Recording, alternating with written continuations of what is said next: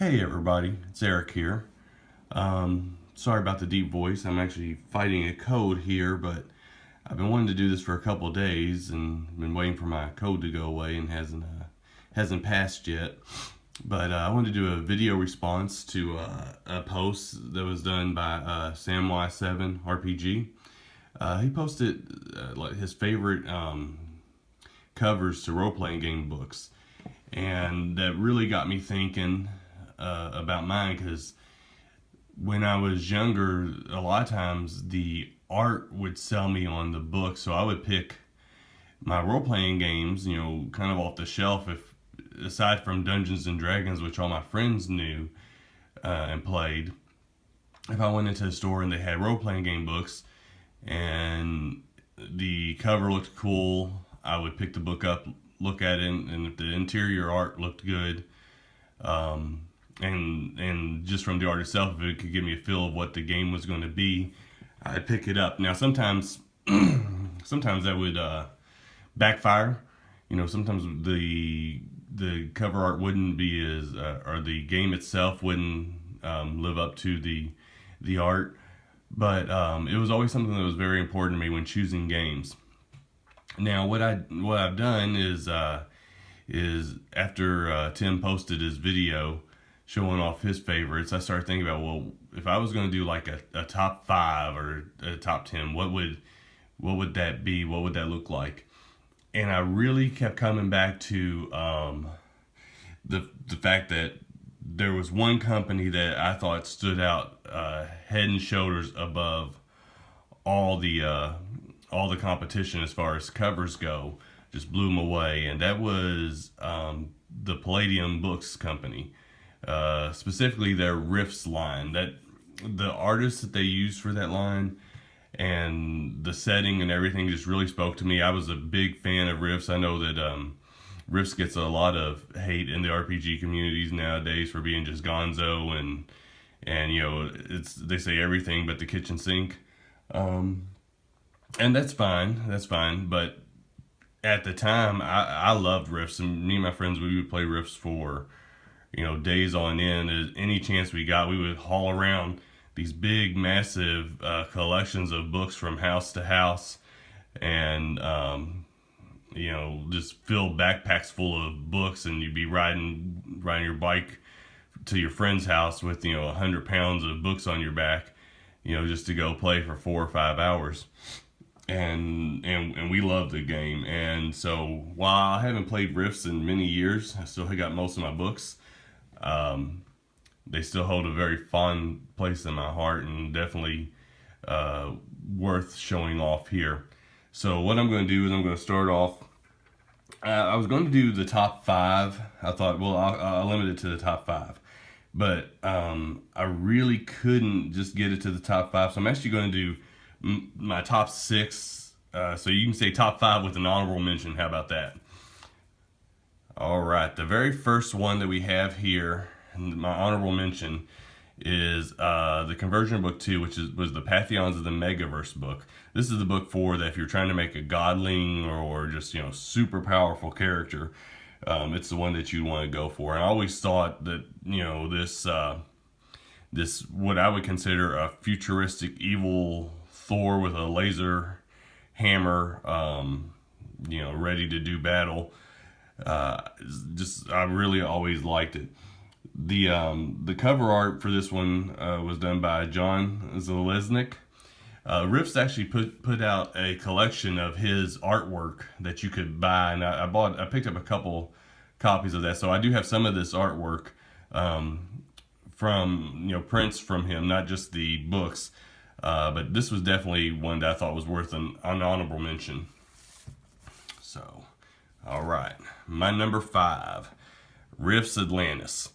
Now, this book actually caused a stir of controversy. In Atlantis, the Atlanteans, in Riffs Atlantis anyways, the Atlanteans were known for their slave trade. They would capture people, sell people.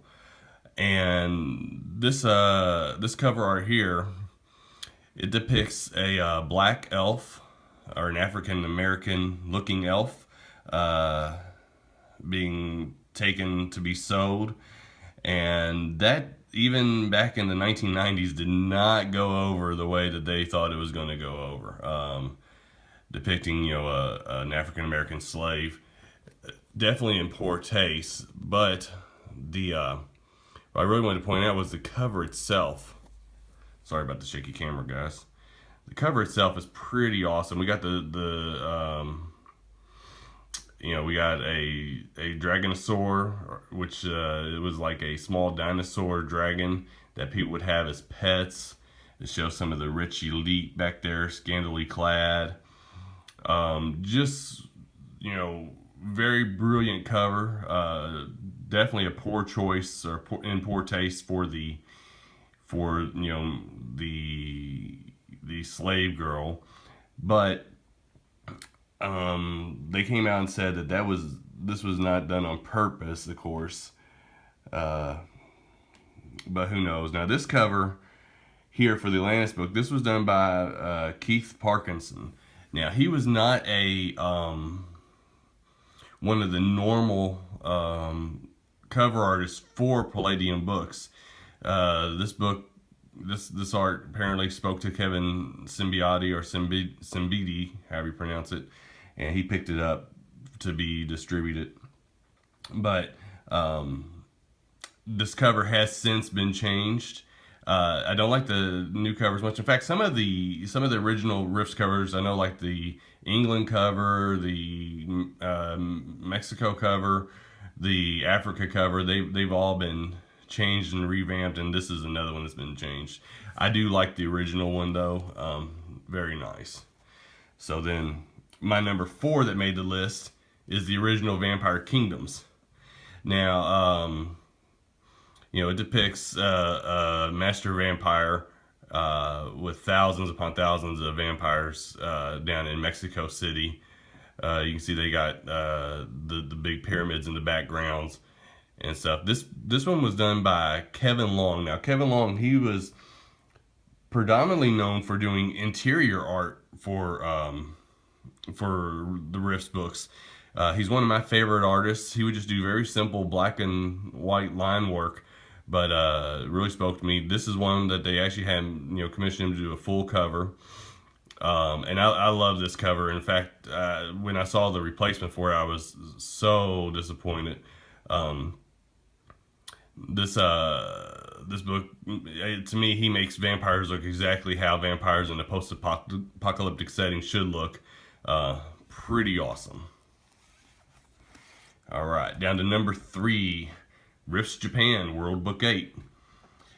This one was another one that's done by John Zalesnik.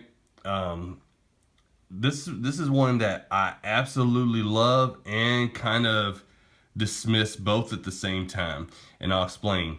The mechanoid dragon, if you're going to Japan for the first time and you show me a cybernetic mechanoid dragon that's going to be a player character, you've sold me the book. I'm ready to go. And it shows kind of what modern, off in the background you can see what modern day Japan looks like. It's got the Japanese writing on the walls.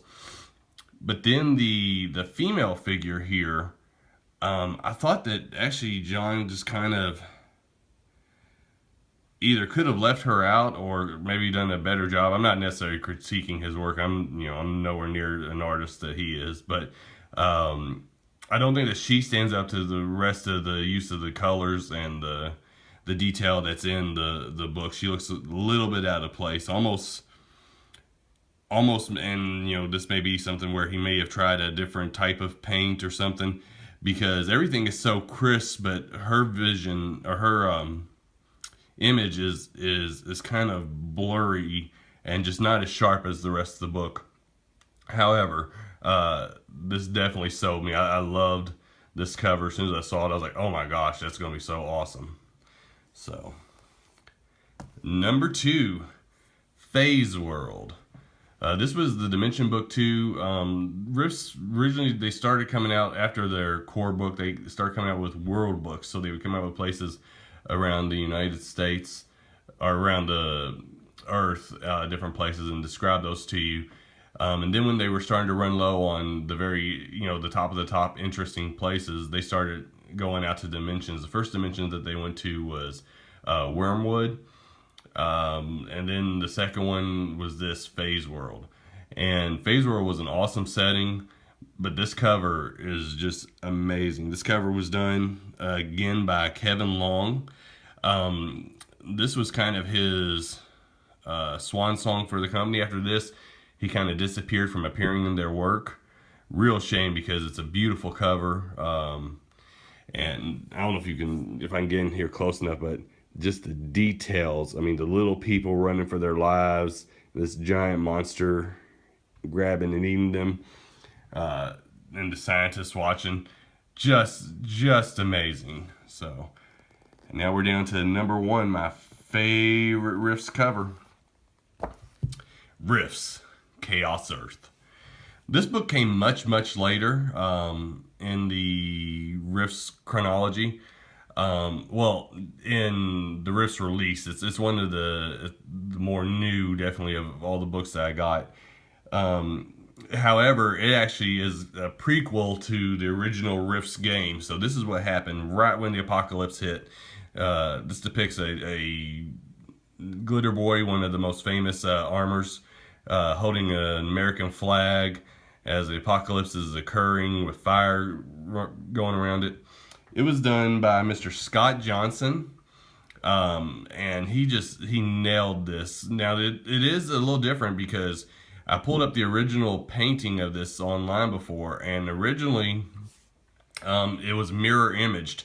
So for to get the book font and the printing on it, they actually flipped the image. I like this version better than the original, so I think that they made a good choice there. But this is by far my favorite. I'm a sucker for patriotism, so the fact that they got the American flag on there and a glitter boy, yeah, this sells me. With a giant boom gun, I'm ready to go. So that's what I got for you. Just again, want to thank Samwise 7 for inspiring this voice response or video response, and also RUNESLINGER. I saw his as well, and he pulled up some stuff that I'd never even seen before, and really all awesome covers. But that's what I have for you all today. Again, I apologize for my voice being so deep and stuff, a little under the weather. So. But in the meantime, everybody take it easy. Please like and subscribe if you like what you saw, or if you're into role-playing game stuff. Hit me up.